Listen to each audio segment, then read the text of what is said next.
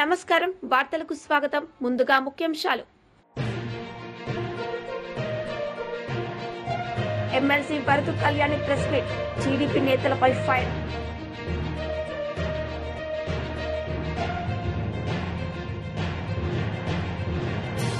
మాజీ మంత్రి నిరంజన్ రెడ్డి మీడియా సమావేశం పలు అంశాలపై ఫైర్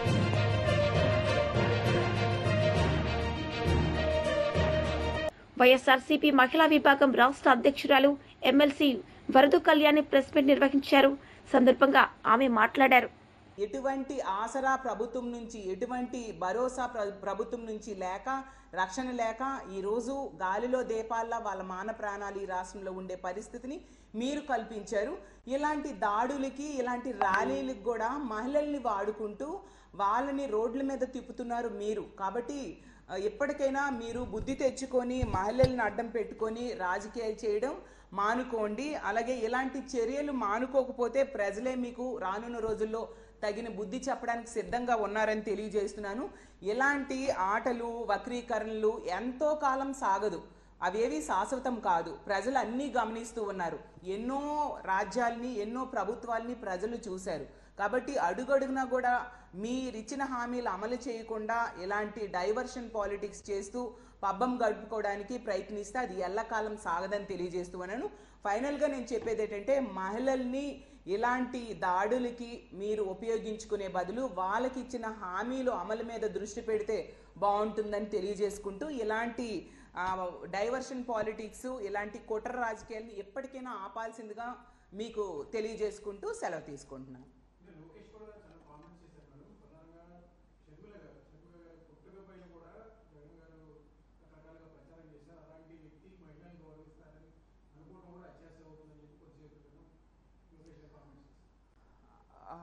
మీరు చూస్తూ ఉన్నారు, జగన్మోహన్ రెడ్డి గారు ఎప్పుడు మహిళలకి ఎంతో గౌరవించే వ్యక్తి. అసలు తెలుగుదేశం పార్టీ అధ్యక్షులైన చంద్రబాబు నాయుడు గారే కోడలు మగబిడ్డను కంటానంటే అత్త వద్దంటుందా అంటూ మహిళలు పుట్టుకునే కించపరిచిన వ్యక్తి మనందరం చూసాం. అలాగే ఆ రోజు స్పీకర్గా ఉన్న కోడెల శివప్రసాద్ గారు ఏమన్నారు ఆడది వంటింట్లో ఉండాలి, కారు షెడ్లో ఉండాలి అంటూ చాలా నీచంగా తక్కువ చేస్తూ మాట్లాడడం జరిగింది. ఎందుకు ఆ ఎమ్మెల్యే అయిన బాలకృష్ణ గారు ఏం చెప్పారు, మహిళలకి కడుపైనా చెయ్యాలి, ముద్దైనా పెట్టాలి అంటూ చాలా, అంటే మాటల్లో చెప్పలేనంత దారుణంగా మాట్లాడడం జరిగింది. ప్రతి సందర్భంలో కూడా మహిళల్ని కించపరుస్తూ మాట్లాడింది మీ పార్టీ నాయకులు. అలాగే మీ పార్టీ నాయకులు ఇష్టం వచ్చినట్టుగా మహిళల్ని తక్కువ చేస్తూ, అవమానిస్తూ, వాళ్ళకి ఇచ్చిన హామీలు అమలు చేయకుండా మీరు పబ్బం గడుపుకుంటూ ఉండే పరిస్థితి. మహిళా సాధికారత కోసం, మహిళా రక్షణ కోసం, మహిళని ఆర్థికంగా ఉన్నత స్థానంలో కూర్చోబెట్టడం కోసం జగనన్న పెద్దపీట వేయడం జరిగింది. మహిళలకి ఎంతో గౌరవించే వ్యక్తి మా అధ్యక్షులైన జగన్మోహన్ రెడ్డి గారు అనేది ఈ రాష్ట్ర ప్రజలందరికీ కూడా తెలుసు. అసలు జగనన్న ముఖ్యమంత్రిగా ఉన్నంత కాలం కూడా తమ సొంత అన్న ముఖ్యమంత్రిగా ఉంటే ఎలాంటి భద్రతా భరోసా పొందుతారో అంతటి భద్రతా భరోసాని ఈ రాష్ట్రంలో ఉన్న మహిళలు పొందిన విషయం అందరికీ తెలుసు. అసలు కూటమి వాళ్ళు ఎన్నికల టైంలో చెప్పిన అబద్ధపు హామీలు నమ్మి ఓట్లేసిన వాళ్ళు ఈరోజు బాధపడుతూ ఉన్నారు. గుడిలో ఉన్న దేవుడిని వెలివేసి మళ్ళీ దేవుడు రావాలని ఇప్పుడు ప్రార్థన చేస్తున్నామే, అలాంటి పరిస్థితి మాకుందని ఈరోజు బాధపడుతూ ఉండే పరిస్థితి. జగన్మోహన్ రెడ్డి గారు ఈసారి ముఖ్యమంత్రి కాకపోవడంతో సంవత్సర కాలంలోనే ఎన్నో కష్టాలు ఈ రాష్ట్ర ప్రజలు అనుభవిస్తూ ఉన్నారు. ముఖ్యంగా మహిళలు అనుభవిస్తూ ఉండే పరిస్థితి మనం చూస్తూ ఉన్నాము. వీళ్ళ దిగజాడు రాజకీయాలకి, తప్పుడు రాజకీయాలకి మహిళల్ని వాడుకోవడం, దాన్ని మేము తీవ్రంగా ఖండిస్తూ ఉన్నామని తెలియజేస్తూ ఉన్నాము.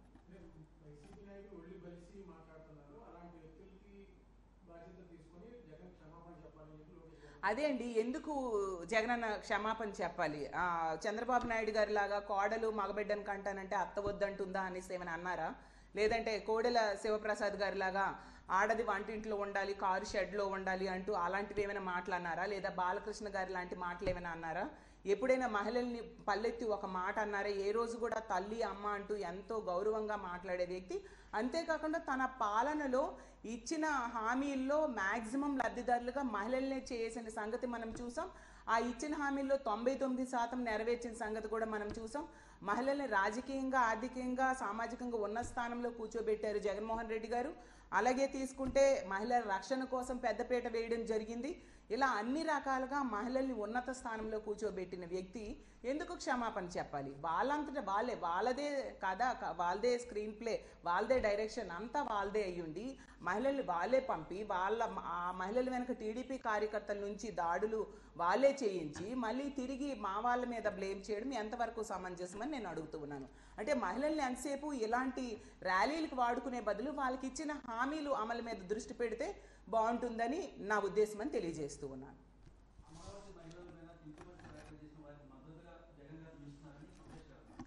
ఏ రోజు కూడా అలా నిలవలేదండి. బీఆర్ఎస్ నేతలు మీడియా సమావేశం నిర్వహించారు. ఈ సందర్భంగా వారు మాట్లాడారు. ప్రయాణం చేసే ఉద్దేశంతో విద్యార్థులు ఇవాళ ఎక్కువ మంది మెట్రో డిలక్స్ పాసులు తీసుకొని ఇవాళ ప్రయాణం చేస్తూ ఉంటారు విద్యార్థులు.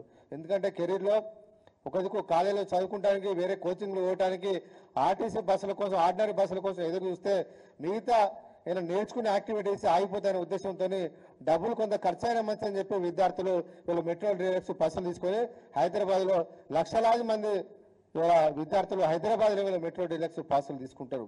అలాంటి విద్యార్థుల మీద ఇవాళ ప్రభుత్వం భారం వేయడం వల్ల దాదాపు నెలకు 350 రూపాయలు ఒక్కొక్క విద్యార్థి మీద భారం వేయడం వల్ల సంవత్సరానికి 630 కోట్ల రూపాయలు ఇవాళ విద్యార్థుల మీద అదనపు భారం పడడం ఇది సరైన పద్ధతి కాదని చెప్పి ఇవాళ ప్రభుత్వం డిమాండ్ ఇస్తూ ఉన్నాం. మీకు విద్యార్థుల మీద ప్రేమ ఉంటే వెంటనే తగ్గించాలని చెప్పి డిమాండ్ ఇస్తూ ఉన్నాం. ఎన్నికల ముందు మీరు చాలా హామీలు ఇచ్చారు. నిరుద్యోగులకు నెలకు 4,000 రూపాయల నిరుద్యోగ భృతి ఇస్తా అని చెప్పారు. ఇప్పటికి 18 నెలలు కాంగ్రెస్ ప్రభుత్వం ఏర్పడ్డా నిరుద్యోగ భృతి మీద ఒక ఆలోచన చేయలే, ఒక క్యాబినెట్ లో కూడా డిస్కషన్ చేయలే. 10 పాస్ అయిన వాళ్ళకు 10,000 రూపాయలు నెలకు ఇస్తా అని చెప్పారు. ఇంతవరకు దాని మీద నిర్ణయం చేయలే. ఇంటర్మీడియట్ వాళ్ళకు 15,000, డిగ్రీ వాళ్ళకు 20,000, పీజీ చేసిన వాళ్ళకు 1,00,000 రూపాయలు ఇస్తా అని చెప్పారు. చదువుకున్న అమ్మాయిలకు స్కూటీలు ఇస్తా అని చెప్పారు. ఏ దాని మీద ప్రభుత్వం విద్యార్థుల ప్రయోజనం కోసం, విద్యార్థుల సంక్షేమం కోసం ఏ ఒక్క నిర్ణయం తీసుకొని ఈ ప్రభుత్వం ఇవాళ విద్యార్థుల మీద భారం వేసుడు మంచి పద్ధతి కాదని చెప్పి ఇవాళ ప్రభుత్వాన్ని ఇవాళ మేము ప్రశ్నిస్తా ఉన్నాం. ఒక దిక్కు ఉచిత బస్సుల పేరు మీద మహిళలకు ఉచిత బస్సు అంటున్నారు. అదే కుటుంబాలకు వచ్చిన బడుగు బలైన వర్గాలు, పేదవాళ్ళు, మధ్యతరగతి కుటుంబాల మీద ఇవాళ భారం వేసే ప్రయత్నం చేస్తా ఉన్నది. ఒక దిక్కు ఉచిత బస్సు అనుకుంటేనే ఇంట్లో ఒక పెద్దవాళ్లకు, మహిళలకు ఉచిత బస్సు అంటేనే వాళ్ళ పిల్లల మీద ఇవాళ అదనంగా 350 రూపాయలు నెలకు, సంవత్సరానికి దాదాపు ఒక 3,600 రూపాయలు ఒక్కొక్క విద్యార్థి మీద ఇవాళ భారం వేయడానికి ప్రభుత్వం జీవో నంబర్ 24 తీయడాన్ని మేము పూర్తిగా ఖండిస్తూ వెంటనే ప్రభుత్వం పెంచిన బస్ ఛార్జీలను తగ్గించాలని చెప్పి ఈ ప్రభుత్వాన్ని డిమాండ్ ఇస్తా ఉన్నాం. ప్రభుత్వం కనుక దిగి రాకపోతే ఖచ్చితంగా మా నిరసన కార్యక్రమాలు ఉంటాయి. బీఆర్ఎస్ నుంచి ఈ ప్రభుత్వానికి బుద్ధి చెప్పే విధంగా మా పోరాటాలు ఉంటాయని చెప్పి ఈ సందర్భంగా మేము విజ్ఞప్తి చేస్తా ఉన్నాం.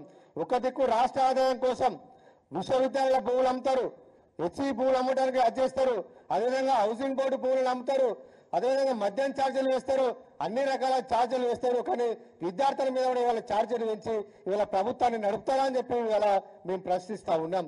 ఇలాంటి ఆదాయం పరిపాలన చేత కాకపోతే చేతులెత్తేయండి, మాతో కాదని చెప్పండి తప్ప ఈ రకంగా విద్యార్థుల మీద భారం వేయడాన్ని మేము తీవ్రంగా ఖండిస్తా ఉన్నాం. కాంగ్రెస్ పాలన అధికారంలోకి వచ్చిన తర్వాత ప్రజల జీవన ప్రమాణాలు ఏమైనా పెరిగినాయా? ప్రజల ఆస్తులు ఏమైనా పెరిగినాయా? ప్రజల యొక్క ఉద్యోగుల ప్రజల యొక్క జీతాలు ఏమైనా పెరిగినాయా? మీరు ఆస్తులు పెంచిరా? మీ పాలన వల్ల, మీ నిర్ణయాల వల్ల ఎందుకు ఇవాళ విద్యార్థుల మీద మీరు భారం వేస్తారని చెప్పి వాళ్ళు మేము ప్రశ్నిస్తా ఉన్నాం. ఈ ప్రభుత్వానికి చిత్తశుద్ధి ఉంటే ఇప్పటికైనా వెంటనే దిగి వచ్చి పెరిగిన ఆర్టీసీ ఛార్జీలను తగ్గించాలని చెప్పి విద్యార్థుల మీద పడే భారాన్ని ప్రభుత్వమే భరించాలని చెప్పి వాటిని మినహాయించాలని చెప్పి ఇవాళ రాష్ట్ర ప్రభుత్వాన్ని మేము డిమాండ్ ఇస్తా ఉన్నాం.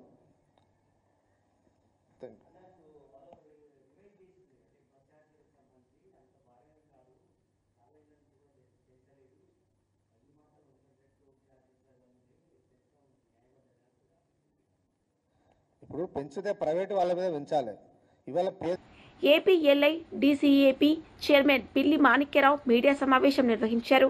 సందర్భంగా ఆయన మాట్లాడారు. స్థితి తీసుకొస్తారు. అది జాతీయవాదం, దేశవాదం. దేశం అంటే ఒక భక్తి భావం. అట్లాగే రాష్ట్రానికి కూడా అమరావతి అనేది ఒక తల్లి లాంటిది.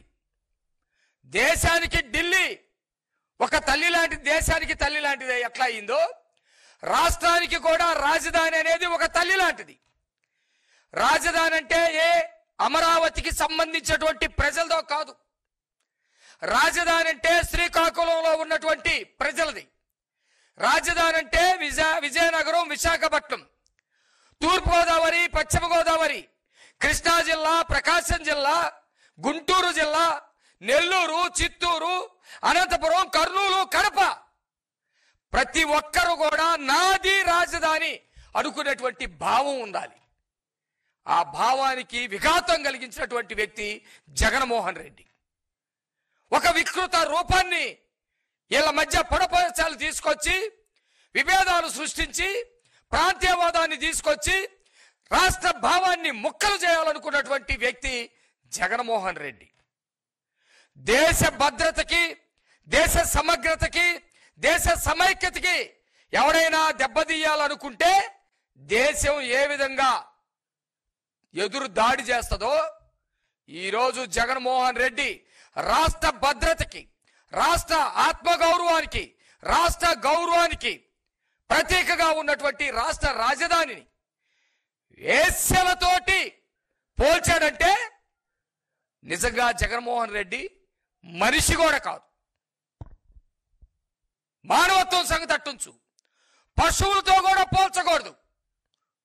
ఒక వింత జీవి అయి ఉండాలి, వికృత మనస్కుడై ఉండాలి, ఒక వికార స్వభావం అయి ఉండాలి. నిజంగానే జగన్మోహన్ రెడ్డి ఒక వికార స్వభావి. ఈ దేశంలో అనేకమైనటువంటి రాజకీయ పార్టీలు ఉన్నాయి. ఆ రాజకీయ పార్టీలకి అనేకమైనటువంటి సిద్ధాంతాలు ఉన్నాయి. ఆ సిద్ధాంతాల ప్రాతిపదిక మీద ప్రజల్లో చైతన్యం తీసుకొచ్చి తద్వారా ప్రజలకి అండగా ఉండి అధికారాన్ని పొందాలని చూస్తారు. అధికారం పొందిన ప్రతి రాజకీయ పార్టీ అది దేశంలోనైనా రాష్ట్రాల్లోనైనా ఆ రాష్ట్ర ప్రజలకి మేలు చేయాలని, ఆ రాష్ట్రానికి గౌరవం తీసుకురావాలని, ఆ రాష్ట్ర ప్రజలకి అనేకమైనటువంటి అభివృద్ధి సంక్షేమ పథకాలు తీసుకురావాలని, ఆ ప్రజలు స్వేచ్ఛగా తిరగాలని, ప్రజాస్వామ్యాన్ని కాపాడాలని అనుకుంటాయి. జగన్మోహన్ రెడ్డి లాంటి వ్యక్తి కానీ, జగన్మోహన్ రెడ్డి లాంటి రాజకీయ పార్టీ కానీ ఈ దేశంలో ఎక్కడా లేనటువంటి పరిస్థితి. ఆయన రాజకీయ పుట్టుకే ఒక మారణ హోమాన్ని సృష్టించినటువంటి పరిస్థితి. తండ్రి మరణాన్ని ఆయనే కాంక్షించి అనుకూలంగా క్రియలు జరిపి తండ్రి మరణానికి కారణకుడైనటువంటి వ్యక్తి ఒక రాజకీయాలు ఎట్లా నడపగలుగుతాడు? నీతివంతమైన రాజకీయాలు ఏ విధంగా నడపగలుగుతాడు? ప్రజల క్షేమాన్ని ఎలాగా చూడగలుగుతాడని మేము ప్రశ్నిస్తా ఉన్నాం. తండ్రి మరణంతో వచ్చినటువంటి ఆస్తుల్ని కాపాడుకోవటం కోసం, తండ్రి మరణంతో వచ్చినటువంటి భూముల్ని కాపాడుకోవటం కోసం అధికారాన్ని కావాలనుకున్నప్పుడు అధికారాన్ని కోసం సొంత బాబాయిని గొడ్డలతోటి అతి కిరాతకంగా చంపించి ఆ చంపినటువంటి వాడి చిన్న పిల్లోడని సర్టిఫికేట్ ఇచ్చినటువంటి ఒక వ్యక్తి నీతివంతమైన శ్రేయస్కరమైనటువంటి రాజకీయాలు ఏ విధంగా నడపగలుగుతాడని మేము ప్రశ్నిస్తా ఉన్నాం. ప్రజలు గమనించారు, వికృత పోకడని గమనించారు. జగన్మోహన్ రెడ్డి వికృత పోకడని, జగన్మోహన్ రెడ్డి పరిపాలనని స్వయంగా చవి చూశారు. జగన్మోహన్ రెడ్డి అధికారంలోకి వచ్చిన తర్వాత కోర్టుల్లో పనిచేసేటువంటి వాళ్ళు పలానా కులం వాళ్ళని చెప్పేసి మాట్లాడుతూ వాళ్ళ తీర్పులు పలానా కులానికి అనుకూలంగా వస్తాయని విద్వేషాలు రెచ్చగొట్టి కోర్టులనే ప్రశాంతకంగా చేసినటువంటి వ్యక్తి, వ్యవస్థలను మొత్తాన్ని నాశనం చేసి వ్యవస్థల్లో గందరగోళాన్ని సృష్టించి రాజ్యాంగానికే సవాలు ఇస్తున్నటువంటి వ్యక్తి జగన్మోహన్ రెడ్డి. రాష్ట్రంలో ఉన్నటువంటి వనరుల మొత్తాన్ని దోపిడీ చేసి ఆ దోపిడీకి వచ్చినటువంటి సొమ్మునంతా తన ప్యాలెస్కి చేరే విధంగా ప్రణాళికలు సిద్ధం చేసినటువంటి వ్యక్తి జగన్మోహన్ రెడ్డి. వీటిని మొత్తాన్ని చాటుగా పెడుతూ నీతివంతమైన నినాదాలు మాటున అరాచకాలు సృష్టించే విధంగా మంత్రులతోటి, ఆనాటి ఎమ్మెల్యేలతోటి ప్రత్యర్థుల యొక్క మానసికమైనటువంటి వేదనకి గురి చేసే విధంగా, వ్యక్తిగతమైనటువంటి హననం చేసే విధంగా, ఆడవాళ్ళ శీలాల్ని శంకించే విధంగా ఆ 5 సంవత్సరాల పాటు రాష్ట్రంలో మానసికమైనటువంటి విధ్వంసానికి, ఒక ఆర్థిక విధ్వంసంతో పాటు మానసికమైనటువంటి విధ్వంసానికి తెరదీశాడు. ప్రజలు చూశారు. చంద్రబాబు నాయుడు గారు లాంటి మహానుభావుణ్ణి వ్యక్తిగతంగా కక్షగట్టి జైల్లో పెట్టించాడు. ప్రత్యర్థి పార్టీలు అనుకున్నటువంటి ప్రతి ఒక్క నాయకుడిని, అచ్చెన్నాయుడు గారిని, కొల్లు రవీంద్ర గారిని, లేకపోతే ప్రతి ఒక్క నాయకుడిని కూడా జైల్లో పెట్టించినటువంటి పరిస్థితి. ప్రజాశ్రేయస్ కోసం పనిచేసే సమాజ హితవును కోరినటువంటి సంఘ సంస్కర్తలుగా ఉన్నటువంటి రంగనాయకమ్మ గారు లాంటి వాళ్ళని, దళితులైనటువంటి సుధాకర్ లాంటి వాళ్ళని వైసీపీ లీడర్ మీడియా సమావేశం నిర్వహించారు. సందర్భంగా ఆయన మాట్లాడారు. తెలియజేస్తానని తెలిసి కూడా వాళ్ళందరికీ నమస్కారం పెట్టేసి పోయిన ఘన చరిత్ర ఉన్న జగన్మోహన్ రెడ్డి గారిని మీరు కావాలని చెప్పేసి మహిళల ముసుగులో రాజకీయం చేయాలని చెప్పి అనుకోవడం నిజంగా చాలా బాధాకరం. ఒకటే గుర్తుపెట్టుకోండి, మీ మీద వ్యతిరేకత స్టార్ట్ అయింది. ఈ వ్యతిరేకత ఈ ప్రకాశం జిల్లాలోనే ఈ రైతులందరూ తెలియపరిచారు. దాన్ని తట్టుకోలేక దీన్ని డైవర్ట్ చేసుకోవడం కోసం నానా రకాలు పెడుతున్నారు. దయచేసి కూటమి నాయకులకు దయచేసి ఆపండి, ఇటువంటి చర్యలు ఆపండి. ఈ కార్యక్రమంలో కావాలని చెప్పి రాళ్లు దాడి చేయడం వల్ల మా కార్యకర్తలు కూడా ఇబ్బంది పడ్డారు, తలలు కూడా బయలుపోయినాయి. వాళ్ళు కావాలని చెప్పి ఈ శాంతి పద్ధతులని ఇబ్బంది చేసుకోవడం కోసం, మేము పెట్టిన ప్రోగ్రాం డైవర్ట్ చేసుకోవడం కోసం ముందు వాళ్ళు ఇవన్నీ పెట్టారు. అసలు వాళ్ళే మహిళలు రాకపోతే శాంతియుతంగా ర్యాలీ బాగా చక్కగా జరిగిపోయేది. కావాలని చెప్పి ఏదో గలబా చేయాలని చెప్పేసి ఇంటెన్షన్తో 2-3 రోజుల నుంచి మహిళలను అడ్డుపెట్టుకొని కావాలని ప్రోగ్రాం చేశారు. దయచేసి శాంతి భద్రతల విఘాతం కల్పించకూడదు. ఈ జగన్మోహన్ గారు మొట్టమొదటి నుంచి కూడా రైతుల కోసం అండగా ఉంటాడు, పొగాకు రైతుల కోసం అండగా ఉంటాడు.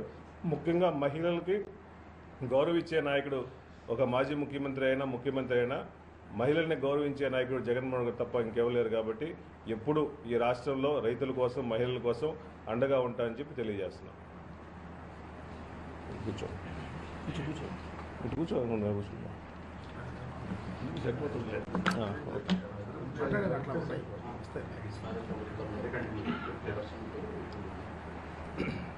అందరికీ నమస్కారం.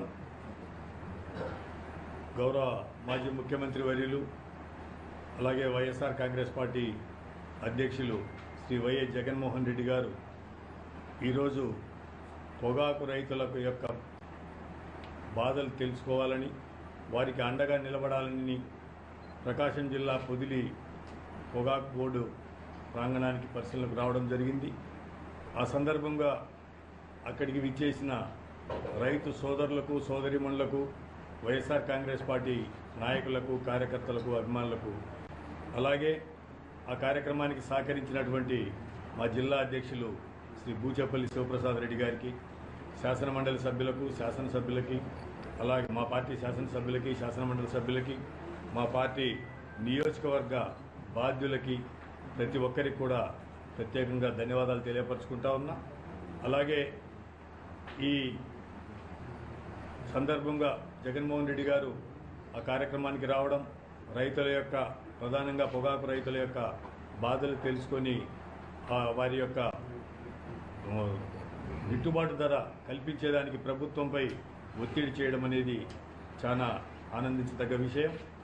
ఈ సందర్భంగా వారు వచ్చిన సందర్భంగా జరిగినటువంటి 2-3 చిన్న ఇన్సిడెంట్స్కి చింతిస్తూ ఉన్నాం. ఈ పక్కన వైఎస్ఆర్ కాంగ్రెస్ పార్టీ కార్యకర్తలకు, అలాగే డిపార్ట్మెంట్ వారికి, తదితరులకు కూడా చిన్న చిన్న గాయాలు కూడా అయినాయి. దీన్ని ఎవరు చేసినప్పటికీ కూడా దాన్ని ఖండిస్తూ ఉన్నాం. ఇది మంచి పద్ధతి కాదు అని చెప్పేసి కూడా. మాజీ మంత్రి నిరంజన్ రెడ్డి మీడియా సమావేశం నిర్వహించారు. సందర్భంగా ఆయన మాట్లాడారు. గోదావరి నది మీద వాళ్ళు తలపెట్టినటువంటి ప్రాణహిత చేవేళ్ల పథకాన్ని రూపకల్పన చేసినప్పటికీ నీళ్లు లేని చోట ప్రాజెక్టులు కట్టి అసలు పనులు జరగాల్సిన కాడ పనే మొదలు పెట్టకుండా, పనులు జరగాల్సిన కాడ అనుమతులు సాధించకుండా, అంతరాష్ట్ర అనుమతులు సాధించకుండా, కేంద్ర జలసంఘం అనుమతులు సాధించకుండా తెలంగాణ సమాజాన్ని నమ్మించడానికి ఒక కుట్రపూరితంగా ఆనాడు ప్రాణహిత చేవేళ్ల అనేటువంటి ఆచరణకు సాధ్యం కానటువంటి ఒక ప్రాజెక్టును తెర మీద తీసుకొని వచ్చినారు. తెలంగాణ ఉద్యమం నడిచేటప్పుడే మేము దాన్ని ఎండగట్టి చూపించినాం. కేవలం 16 టీఎంసీల సామర్థ్యం కలిగినటువంటి ఈ మొత్తం ప్రాజెక్టు తెలంగాణ ఉత్తర తెలంగాణ రైతన్న లేక ఆకాంక్షలు ఎట్లా తీరుస్తుంది, సాగునీరు తాగునీరు ఎట్లా వస్తుందని అనేక రకాలుగా అది ఎట్లా సాధ్యం కాదో చెప్పినాం. 7 ఏళ్ళు ఉన్నారు వాళ్ళ అధికారంలో. ఇటు రాష్ట్రంలో కానీ, అటు మహారాష్ట్రలో కానీ, అటు ఢిల్లీలో కానీ ఏ రకమైన అనుమతులు సాధించలే. ఆ ప్రాజెక్టును వాళ్ళు పూర్తి చేస్తే ఎవరడ్డం పడలే. కానీ వాళ్ళు వాళ్ళ చేతగానితనాన్ని కప్పిపుచ్చుకోవడం కోసం ఒకసారి కాళేశ్వరం ప్రాజెక్టు మొదలై రీడిజైనింగ్ అయ్యి ప్రాజెక్టు రూపకల్పన చేసి పనులు మొదలై వాళ్ళ కాలంలో, కాంగ్రెస్ కాలంలో ఏదైనా ఒక ప్రాజెక్టు కడితే ఈ రాష్ట్రంలో కానీ దేశంలో కానీ దశాబ్ద కాలం లోపల ఫలితం ఇచ్చిన ఒక్క ప్రాజెక్టు లేదు కాంగ్రెస్ కట్టింది ఈ దేశంలో. ఏ ప్రాజెక్టు కట్టినా 30 ఏళ్లు, 35 ఏళ్లు, 40 ఏళ్ల కాలం తీసుకున్నారు. ఆ విధంగా కాలయాపన చేసి ఫలితాలు, ఈ తరం అనుభవించాల్సిన ఫలితాలు వచ్చేటువంటి తరం కూడా అనుభవిస్తుందో అనుభవించదో అటువంటి స్థితి కల్పించినారు. కానీ కేసీఆర్ గారు తెలంగాణ తెచ్చుకున్నదే ఈ నీళ్లను తెలంగాణ రైతన్నలకి ఎనికే, తెలంగాణ పల్లెలకి ఎనికే, దాహర్తి తీర్చనికే, ఇక్కడున్న కరువును పారదోలనికే, ఇక్కడ ఉండేటువంటి రైతుల ఆత్మహత్యలు ఆపనికే, ఇక్కడ పసిడి పంటలు పండనికే మనం ప్రాజెక్టులు కడుతున్నామని చెప్పి ఉరుకుల పరుగుల మీద అటు పాలనా యంత్రాంగాన్ని, ఇటు ఇంజనీరింగ్ యంత్రాంగాన్ని మంత్రిమండలి బాధ్యత తీసుకొని నిపుణుల యొక్క సూచనలు సలహాల మేరకు, కేంద్ర జలసంఘం యొక్క అనుమతుల మేరకు, కేంద్ర జలసంఘం సూచనల మేరకు పొరుగు రాష్ట్రంతో ఒప్పందం చేసుకొని ముంపు సమస్య లేకుండా, అటవీ సమస్య లేకుండా, పర్యావరణ సమస్య లేకుండా అన్ని రకాల అనుమతులను పొంది నిపుణులు సూచించిన మేరకే ప్రాజెక్టును రూపకల్పన చేసి అత్యంత వేగంగా నిర్మాణం చేసి ఫలితం ఇచ్చినాం ప్రజలకు. ఇది వాళ్ళ కంటగింపు. ఏనాడు కూడా కాంగ్రెస్ దీన్ని, ఈ అభివృద్ధిని హర్షించలేదు, స్వాగతించలేదు. తెల్లారితే పొద్దుముక్తే అబాండాలు వేసే దాని మీదనే వాళ్ళ ప్రచారం కొనసాగుతూ వచ్చింది. 84,000 రూపాయలు ఖర్చు, 84,000 కోట్లు ఖర్చు అయిన నాటికే 2 లక్షల కోట్ల అవినీతి జరిగిందని చెప్పి మాట్లాడినటువంటి నీచపు ప్రవర్తనను, నీచపు లేఖితనాన్ని వాళ్ళు వ్యక్తం చేస్తూ ప్రజల్ని పక్కదారి పట్టించాలనేటువంటి ప్రయత్నం చేసినారు. అయినా ప్రజలకు అర్థమైంది, నీళ్లు వచ్చినాయి. ఇవాళ ఉత్తర తెలంగాణలో ఉండేటువంటి దాదాపు అన్ని జిల్లాలకు పాత ప్రాజెక్టులకు అనుసంధానం కావచ్చు, స్టెబిలైజేషన్ కావచ్చు, కొత్తగా ఇచ్చే ఆయకట్టు కావచ్చు, 40 లక్షల ఎకరాలకు నీళ్లు ఇచ్చేటువంటి వసతిని కాళేశ్వరం ద్వారా 2 టీఎంసీల ద్వారా మనం ఆల్రెడీ సదుపాయాలు కల్పించినాం. ముందు చూపుతోన పొరుగున ఉండేటువంటి ఆంధ్రప్రదేశ్ రాష్ట్రం నుంచి భవిష్యత్తులో నీటి వాటాలకు సంబంధించినటువంటి అంశాలలో వాళ్ళది పైచేయి కాకుండా ఉండాలనేటువంటి ఉద్దేశంతో వ్యూహాత్మకంగా 3వ టీఎంసీకి సంబంధించినటువంటి పనులను కూడా వ్యూహాత్మకంగా ప్రారంభించడం జరిగింది. ఇవన్నీ తెలంగాణ ప్రజల మేలు కోసం చేసినటువంటి, తెలంగాణ ఆర్తితోన ఆ కడుపులో ఉండేటువంటి ఆ తెలంగాణ ప్రజల పట్ల ఉండేటువంటి ఆ ఆర్ద్రతతోన చేపట్టినటువంటి కార్యక్రమాలు. కానీ ఇవాళ కాంగ్రెస్ పార్టీ అధికారంలోకి వచ్చిన తర్వాత కాళేశ్వరం నీళ్లను సకాలంలో రైతులకు ఇవ్వకుండా కేవలం కాళేశ్వరం అంటే ఒక బ్యారేజ్ కాదు, మీ అందరికీ తెలుసు, ప్రజలందరికీ తెలుసు. కాళేశ్వరం అంటే ప్రాజెక్టుల సమూహం లేదా సముదాయం. ఇది ప్రాజెక్టుల సముదాయం. 3 పెద్ద బ్యారేజ్లతో పాటు, రిజర్వాయర్లతో పాటు, అండర్ గ్రౌండ్ టనల్స్ తో పాటు, ఓపెన్ కెనాల్స్ తో పాటు, పంపింగ్ స్టేషన్స్ తో పాటు మైళ్ళ కొద్ది దూరం నడిచేటువంటి డిస్ట్రిబ్యూటరీ నెట్వర్క్ తోన ప్రపంచంలోనే అత్యద్భుతమైనటువంటి ఒక మేజర్ లిఫ్ట్ ఇరిగేషన్ ప్రాజెక్టును ప్రపంచానికి, సాగునీటి రంగంలో ప్రపంచానికి పరిచయం చేసినటువంటి ఘనత కేసీఆర్ నాయకత్వాన బీఆర్ఎస్ ప్రభుత్వం చేసింది అన్నాడు. దీన్ని హర్షించాల్సింది పోయి కేంద్ర జలసంఘ నిపుణులు ఆనాడు ప్రాజెక్టు సందర్శించి వాళ్ళు చెప్పినారు, it is an engineering Marvel అన్నారు. ఇంజనీరింగ్ వ్యవస్థలో ఇది మా అద్భుతమని కొనియాడినారు. ఆనాడు ఉండేటువంటి గవర్నర్ నరసింహన్ గారు పోయి కాళేశ్వరం దీని యొక్క అద్భుతం, ఇది భవిష్యత్. వార్తలు ముగించే ముందు ముఖ్యాంశాలు మరోసారి. MLC Varadu Kalyani press meet, TDP నేతలపై ఫైర్.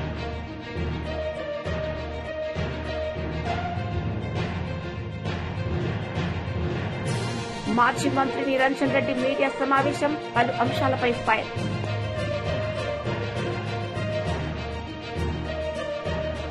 ఈ వార్తలు ఇంతటితో సమాప్తం. తిరిగి ప్రసారమయ్యే వార్తలు మళ్ళీ కలుద్దాం. అంతవరకు సెలవు. నమస్తే.